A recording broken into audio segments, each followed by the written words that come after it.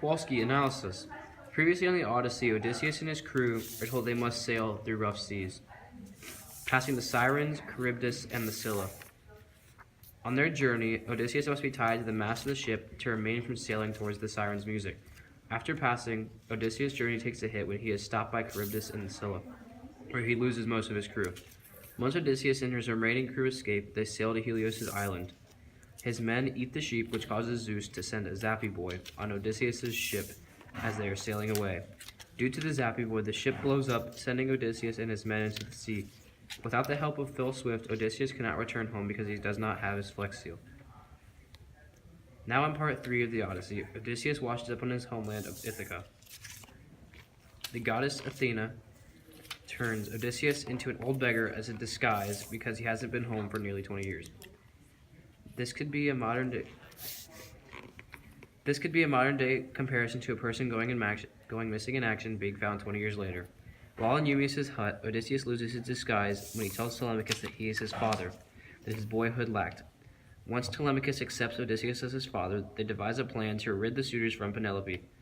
One could believe that Odysseus doesn't want Telemachus as father because he has not been home for nearly 20 years in his disguise but as an old beggar. Using his disguise, Odysseus tries to get into his old house by begging for food. While begging, Odysseus calls Antinous, the suitor's leader, a fat, and that he cannot rummage a crust of bread for the poor man.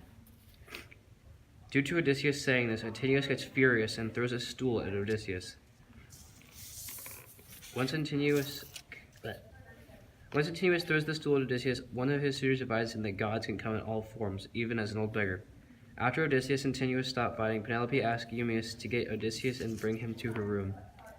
Once in the room, Odysseus refused to reveal his true identity and avoids her questions. In this section, Penelope proves her loyalty to Odysseus by saying, "Let me finish my loom before I marry," and also by saying, "Every night by torchlight I unweave it." To decide who Penelope marries, she creates a challenge. She makes every man string Odysseus' bow and shoot it through the 12 accents. Odysseus asks for a chance to shoot the bow, which Penelope grants. He takes his time inspecting the bow. The suitors make fun of him for how he inspects the bow.